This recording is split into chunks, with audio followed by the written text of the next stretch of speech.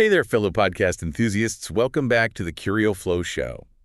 You know, curiosity is like that secret ingredient in a podcast lover's life, right? It's what keeps us hitting that subscribe button and keeps our minds buzzing with new ideas. Keep us going. And speaking of curiosity today, we are taking those tiny sparks of curiosity and turning them into a roaring fire. Ooh, I like that. All thanks to Atomic Habits by James Clear. Yes! Have you heard of this book? I have. I'm a big fan. Yeah, it's all about those tiny changes. It is all about tiny changes. And what's especially cool for us podcast lovers is that this book is like a cheat sheet for leveling up our listening habits. Absolutely. We'll uncover how those tiny atomic shifts can lead to remarkable results in how we absorb information, discover new shows, and really make the most of our audio adventures. That's good. And luckily, we've got this fantastic YouTube video summary that breaks down all the key takeaways. That's what I love about those video summaries. Yeah. They're like a fast track to knowledge, especially for complex topics like habit formation. Absolutely. And trust me, this video is packed with insights that are going to blow your mind. Okay. We're talking about the Valley of Disappointment, Ooh, that sounds scary. which, don't worry, is not as dreary as it sounds. Okay. And the intriguing concept of temptation bundling. I like where this is going. Seriously, it's like a productivity and personal growth party, all rolled into one. I'm ready to party. Let's get this party started. All right. Okay, so like this whole idea of tiny gains leading to massive transformations is mind-blowing. Yeah. The video opens with this analogy of a plane taking off from New York heading to Los Angeles. Now imagine the pilot adjusts the plane's trajectory by just 3 degrees. Sounds minuscule, right? Well, considering the scale of things, yeah, it does seem quite insignificant. Exactly. But here's the kicker. That tiny adjustment causes the plane to land hundreds of miles off course closer to Tijuana, Mexico. Wow. I know. That's a powerful visual to illustrate how seemingly small changes can have a dramatic impact over time. Right? And it makes you realize that our daily actions, even the ones that seem inconsequential, are like those tiny course corrections. They shape the direction of our lives, especially when we repeat them consistently. It's like that saying, what you do today echoes in eternity, but for habits. It's incredible how this applies to every aspect of life. Yeah. Think about those podcast apps constantly vying for our attention. Oh, yeah. If we're not mindful, we might end up spending hours scrolling through recommendations instead of actually listening. Tell me about it. The struggle is real. Right. But that's where this 1% improvement idea comes in. The math is wild. Okay. If you improve by just 1% each day for a year, you end up almost 38 times better than when you started. Really? But get this, the flip side is true too. If you get 1% worse each day, well, let's just say you wouldn't want to be in that plane. That's a sobering thought. Yeah. It highlights the importance of being intentional with our actions, even the seemingly small ones. Totally. It's about those tiny course corrections, those 1% improvements that add up over time. But here's the thing that really caught my attention. The video dives into this idea of focusing on systems rather than goals. And I have to say, this is where things got really interesting for me. Yeah, it's a bit of a paradigm shift, isn't it? We're so conditioned to think in terms of goals.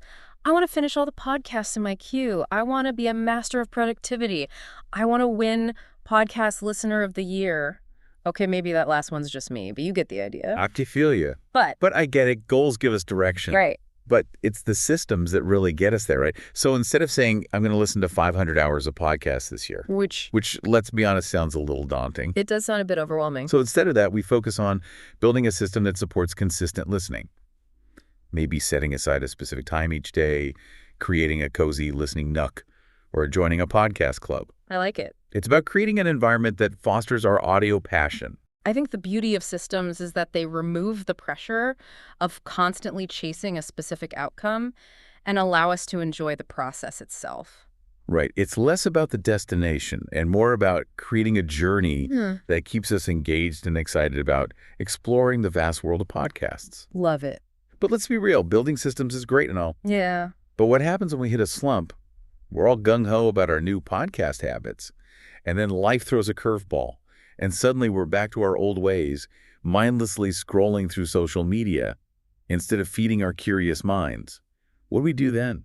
Well, that's where the concept of the Valley of Disappointment comes in. You see, in the beginning, we often put in a ton of effort, but the results aren't immediately visible, and it's easy to get discouraged and fall back into those comfy, familiar routines. Oh, tell me about it. It's like you're putting in the work, but it feels like nothing's changing.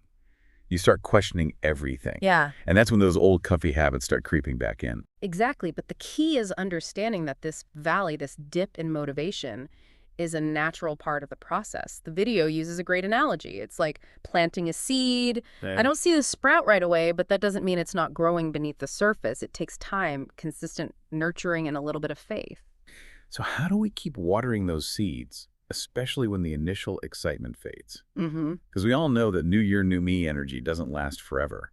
That's where those atomic habits come into play. Remember, they're those tiny, almost imperceptible changes that, when repeated, consistently lead to those remarkable results we're all craving. And one of the most revolutionary aspects of Clear's approach is this idea of focusing on identity. It's not just about changing your actions, it's about changing who you believe you are. I love that. So it's about shifting from, I'm trying to become a better podcast listener, to I am a podcast aficionado. Precisely. You're not just learning how to find great podcasts. You're becoming the kind of person who naturally curates an amazing audio library. It's like leveling up your podcast game from the inside out. This is so cool. It's like stepping into the role of the ultimate podcast enthusiast, and your actions naturally follow suit. So how does this whole habit loop thing work? What's the science behind those seemingly automatic behaviors we all have? Well, think of it as a 4-stage feedback loop. Okay. It starts with a cue, which is basically the trigger that initiates the habit. Then comes the craving, which is the motivational force behind the habit. Next is the response, which is the actual action or behavior itself. And finally, the reward, the satisfying payoff that makes the habit stick. Okay, in a real-life podcast example. Imagine this. You're feeling a little mentally drained after a long day, and suddenly you remember that new episode of your favorite true crime podcast that memory acts as your cue. Ooh, a true crime podcast. Now that's a cue. I can relate to what happens next. Well, the anticipation of those thrilling twists and turns kicks in. That's your craving. Good. And what do? You grab your headphones, fire up your podcast app, and hit play. That's your response. And then I get lost in the world of the podcast, completely forgetting about my tiredness. That feeling of being transported and engaged, that's the reward. Exactly. And the more you repeat this cycle, the stronger the habit becomes. It's like a neurological pathway being paved in your brain, making it easier and easier to engage in that behavior. But not all habits are created equal, are they? Definitely not. Yeah. Some habits are like those amazing podcasts that leave you feeling energized and inspired, while others are like those poorly produced shows that leave you feeling drained and unfulfilled. Exactly. So how do we hack this habit loop to cultivate those positive, empowering habits that enrich our lives, especially as podcast enthusiasts? Well, that's what we're about to find out, because coming up, we're going to dive into James Clear's 4 laws of behavior change, which are like the secret sauce for building better habits and breaking bad ones. Trust me, you don't want to miss this. Can't wait. Okay, let's do it. So how do we hack this habit loop to cultivate those positive, empowering habits that enrich our lives, especially as podcast enthusiasts?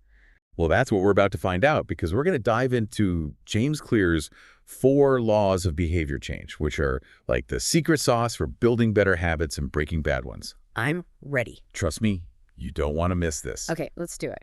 All right, so the first law, make it obvious, Yes. is all about bringing those hidden habits into the light. It's like shining a spotlight on those automatic behaviors we often don't even realize we're doing. Right. The video introduces this cool tool called the habit scorecard, Okay. which is basically like taking inventory of your daily actions. From the moment you wake up to the moment you hit the hay, you categorize each habit as positive, negative, or neutral. I love that it's like holding up a mirror to your daily routine and seeing those podcast habits in all their glory. Absolutely. Both the good and the, well, let's say, less than ideal. Exactly. And once we're aware of those habits, we can start using the implementation intention formula, which is all about getting super specific about what we're going to do, when we're going to do it, and where we're going to do it. It's like creating a podcast listening game plan. So instead of vaguely saying, I'm going to listen to more podcasts, I'd say every morning at 7 a.m. while I'm sipping my coffee, I'm going to listen to an episode of The Daily. Exactly. And to really solidify that habit, you could designate a specific spot in your house as your podcast listening haven, maybe a cozy armchair by the window. I love it. It's all about creating a clear connection between the action and the environment. It's like training your brain to associate that specific spot with the joy of podcast listening. Right. But I have a question. What about those pesky bad habits like getting sidetracked by social media or endlessly scrolling through podcast apps? Yeah. How do we make those less obvious? Well, it's all about flipping the script. If you want to spend less time on your phone, Make it harder to access those tempting apps. Bury them deep in folders, turn off notifications, or even consider using website blockers. The key is to increase the friction, making it less effortless to engage in those unwanted behaviors. It's like creating a digital obstacle course for those tempting apps. And speaking of obstacles, what about those times when we really want to listen to a podcast, but life gets in the way? That's where habit stacking comes in. It's like building a chain of positive habits where one triggers the next. For example, you could pair your podcast listening with something you already do regularly, like walking the dog or doing the dishes. So it's like sneaking those podcast moments into our daily routine. Precisely. But sometimes, even with the best intentions, those good habits can feel like a chore. How do we make them more appealing? That brings us to the second law of behavior change: make it attractive. And this is where the power of dopamine, our brain's reward chemical, comes into play. Ooh, dopamine. Now we're talking. I'm always up for a little dopamine boost. Yeah. Our brains are wired to seek pleasure and avoid pain. So to make a habit stick, we need to make it as pleasurable as possible. And one way to do that is through temptation bundling, which is basically pairing an action you need to do with an action you want to do. Okay. I'm intrigued. Give me a podcast-themed example. Imagine this. You need to clean your house, but let's be honest, it's not the most exciting activity. No. But you also really want to catch up on your favorite podcast. So what do you bundle those two activities together? You only allow yourself to listen to the podcast while you're cleaning. Brilliant. Suddenly cleaning doesn't seem so bad when you've got an awesome podcast to keep you company. Exactly, and it's backed by a psychological principle called Premack's principle, which basically says that more probable behaviors will reinforce less probable behaviors. So it's like tricking our brains into associating those less desirable tasks with something we actually enjoy. Yeah. I love it. But I have another question. What about those times when we're feeling unmotivated and can't even bring ourselves to start our podcast habit? How do we get over that initial hump? Well, one strategy is to tap into the power of social influence. Okay. We're social creatures, and we're heavily influenced by the people around us. So if you want to cultivate a strong podcast habit, surround yourself with fellow podcast enthusiasts. You mean like finding my tribe of audio-obsessed friends? Exactly. Join a podcast club, participate in online forums, or even start your own podcasting community when you're surrounded by people who share your passion. It becomes much easier to stay motivated and inspired. Plus, you get to share your favorite podcast discoveries and geek out together. I love that it's like creating a positive feedback loop of podcast love. But sometimes, even with the best social support, those cravings for less than ideal habits creep back in. Like that urge to mindlessly scroll through social media instead of tuning into a thought-provoking podcast. That's where understanding our primal motivators can be incredibly helpful. The video explains that our surface-level cravings, like the desire to constantly check social media, often stem from deeper underlying motives. Oh, interesting. These motives are hardwired into us as humans, things like conserving energy, seeking social connection, or reducing uncertainty. So it's like those addictive apps are playing on our primal instincts. Right. Making it hard to resist their allure. I never thought about it that way. It's fascinating, isn't it? But the good news is we can actually reprogram our brains to enjoy those harder habits, like actively engaging with podcasts, by focusing on the benefits rather than the downsides. So it's about shifting our perspective, highlighting the positive aspects of those challenging habits.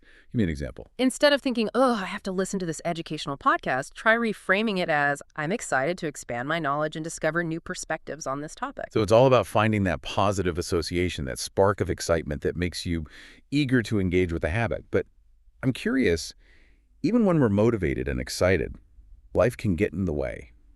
How do we make those good podcast habits easier to stick to when things get tough? That brings us to the third law of behavior change. Make it easy. And one of the most revolutionary ideas presented in the video is debunking that whole 21 days to form a habit myth. Wait, so you're telling me those motivational posters were lying to me all these years? Well, not exactly lying, but maybe oversimplifying things a bit. Okay. It's not about a specific time frame. It's about repetition. The more you repeat a behavior, the more automatic it becomes. So it's about consistency over a set number of days. Exactly. And to make consistency easier, we need to reduce friction, making those good habits as effortless as possible. I'm all for working smarter, not harder, especially when it comes to my podcast listening. Right. So how do we reduce that friction in our busy lives? One powerful strategy is priming the environment. Setting yourself up for success in advance. For example, if you want to listen to podcasts while you walk to work, make sure your headphones are charged and your favorite podcast is queued up the night before. So it's all about removing those little obstacles that might prevent us from engaging in the habit, like those times when I'm rushing out the door and realize my headphones are dead. Talk about a mood killer. Right. And another fantastic tip is the 2-minute rule. Okay. This is about breaking down a habit into a ridiculously easy starting point. Oh, I love this one. It's like tricking yourself into getting started. Yeah. But how does it work with podcasts? Let's say you want to start listening to a daily news podcast, but you just can't seem to find the time. Instead of aiming for a full 30-minute episode, start with just 2 minutes. 2 minutes. That's practically nothing. I could squeeze that into even the busiest day. Exactly. It's all about creating that initial momentum, knowing that once you get started, you'll likely want to continue. I'm starting to see how all of these strategies work together to create a seamless podcast listening experience. But I'm also curious about how we can make those less desirable habits, like endless social media scrolling, a little less appealing. Well, just as we want to reduce friction for good habits, we want to increase it for those bad habits we're trying to break. Okay. It's about making those undesired behaviors a little less convenient, a little less tempting. So like making it a real hassle to engage in those habits we're trying to avoid, I can work with that. Right. If you want to spend less time on social media, log out of those apps, disable notifications, or even put your phone in a drawer in another room. The key is to create a little bit of distance, making it less effortless to succumb to temptation. Out of sight, out of mind. What about those times when we slip up? Because let's be real, we're all human, and even the most dedicated podcast enthusiasts have those moments of weakness. That brings us to the fourth and final law, and arguably the most important one: make it satisfying. This is all about ensuring that those good habits have a rewarding payoff, something that makes us want to come back for more. And one of the key challenges highlighted in the video is the mismatch between immediate and delayed returns. I've definitely experienced that mismatch. It's like those moments when I choose to scroll through social media instead of listening to a podcast, even though I know the podcast will be more fulfilling in the long run. It's the classic battle between instant gratification and long-term satisfaction. Right. And unfortunately, those bad habits often provide that quick hit of pleasure, while good habits, like actively engaging with podcasts, offer those delayed but ultimately more meaningful rewards. So how do we bridge that gap and make those good podcast habits more immediately satisfying? One effective strategy is to add immediate pleasure to good habits and immediate pain to bad habits. This could involve rewarding yourself after a particularly engaging podcast listening session, or having to do something you dislike every time you catch yourself mindlessly scrolling instead of listening. So it's like creating a system of positive and negative reinforcement to nudge us towards those desired podcast behaviors. It's like Pavlov's dog, but for podcast lovers. Exactly. And another powerful tool is visual measures, which can help us track our progress and experience that sense of accomplishment. Think about using a habit tracker to mark off those podcast listening sessions, creating a visual representation of your consistency. I love visual trackers. It's like seeing those little squares fill up gives you that extra boost of motivation. It's like gamifying your podcast journey. But I'm curious, what about those days when we just don't feel like listening to a podcast, even with all these strategies in place? How do we stay consistent when motivation is low? Well, video emphasizes the importance of showing up even on those bad days. It's about doing something, even if it's just a tiny fraction of your usual routine. Maybe instead of listening to a full podcast episode, you listen to just 5 minutes. So it's about maintaining that chain of consistency, even when the links are a bit weaker on some days. I love that. But I'm wondering, how do we maintain that consistency in the long run? It's easy to get excited about new habits, but how do we make them stick for good? That's where finding an accountability partner can be incredibly helpful. Okay. It's about having someone who supports you in your podcast journey, someone you can check in with, share your successes, and even vent your frustrations. It's like having a podcast buddy, someone to keep you motivated and on track with your listening goals.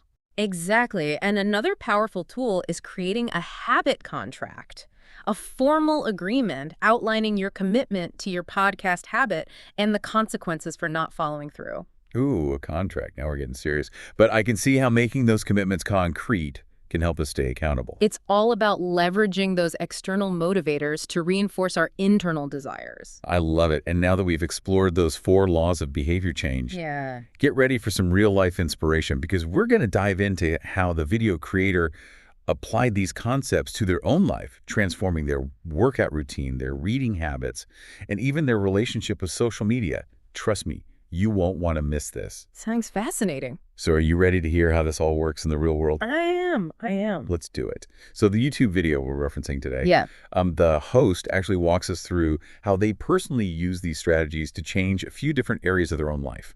So first they talk about their workout routine. Yeah. So how did they use these atomic habits strategies to go from couch potato to, fitness enthusiast? Well, the first thing they did was kind of acknowledge that old habits die hard, and they needed a solid plan to make exercise a regular part of their life. Right. So they started with the make it obvious principle. Remember that implementation intention formula? Yeah. Well, they used it to create a really specific plan for their workouts, Okay. deciding exactly when and where they would exercise. So no more vague promises of working out more. So instead of saying, I'll hit the gym sometime this week, they'd say, I'll work out for 30 minutes at 7 a.m. in my living room. Exactly. I like it. And then they took it a step further by using the make it easy principle to reduce friction. Okay, how so? Well, for example, they made their workout equipment super visible, placing their dumbbells right in the living room where they couldn't miss them. That's smart. So there was no excuse Yeah. to skip their workout. It's like removing all those mental barriers. Right. Yeah. Out of sight, out of mind, but in this case, Insight. in sight, in action. In action. Yeah. Okay, so, but then, even when you've got your dumbbells staring you in the face, Yeah. sometimes that motivation just fizzles out, Yeah. How did they keep that workout momentum going? That's where the make it attractive principle comes in they bundled their workouts with something they already loved. What's that? Listening to podcasts. Okay, that's genius. Right. It's like turning those workout sessions into mini podcast adventures. Exactly. And to further boost their motivation, they focused on the positive aspects of exercising, reminding themselves that they weren't having to work out, but rather they were choosing to invest in their health and well-being. That's a great example of how a simple shift in perspective can make a huge difference.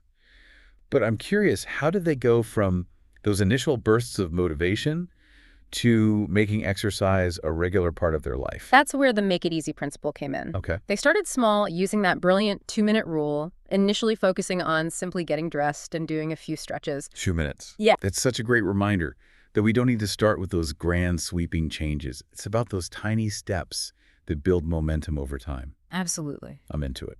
Okay, so next up, Yeah. they tackled reading. Okay.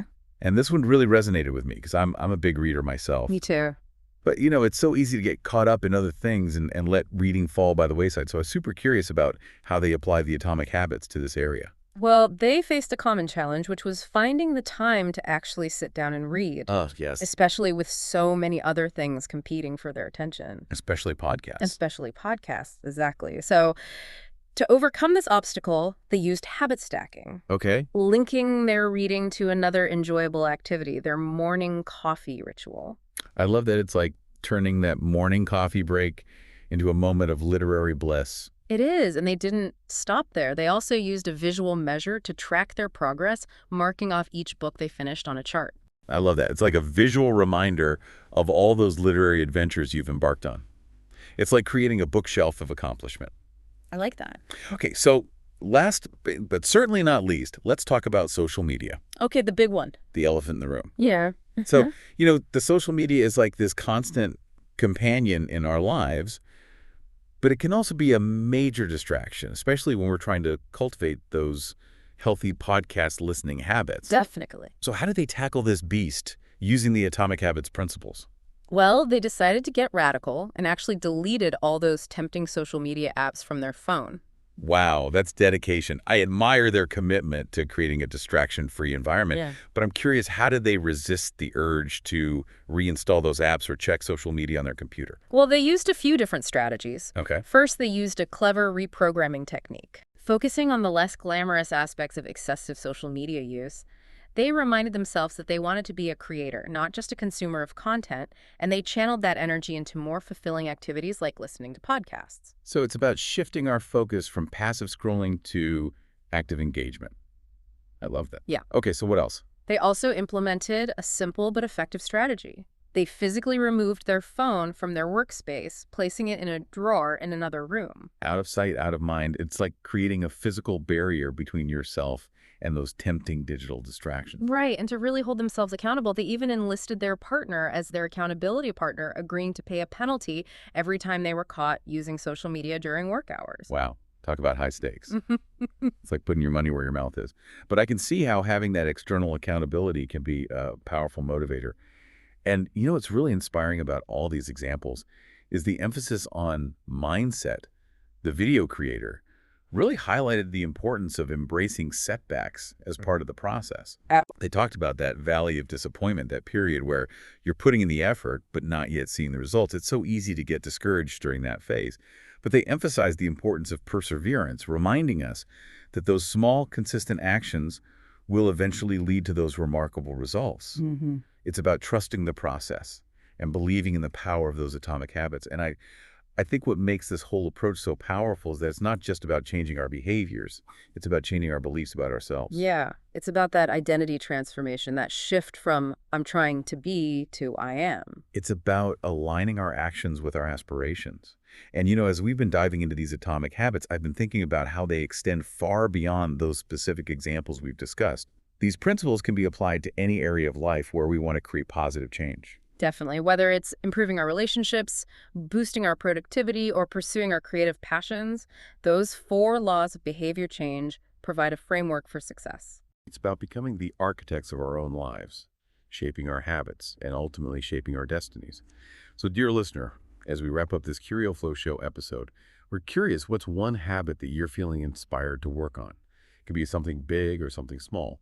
The important thing is start to take that first step and to trust in the power of tiny changes to create remarkable results. And remember, curiosity is the fuel that keeps us moving forward. So keep exploring, keep experimenting, and keep those curiosity fires burning bright until next time. Keep flowing with curiosity.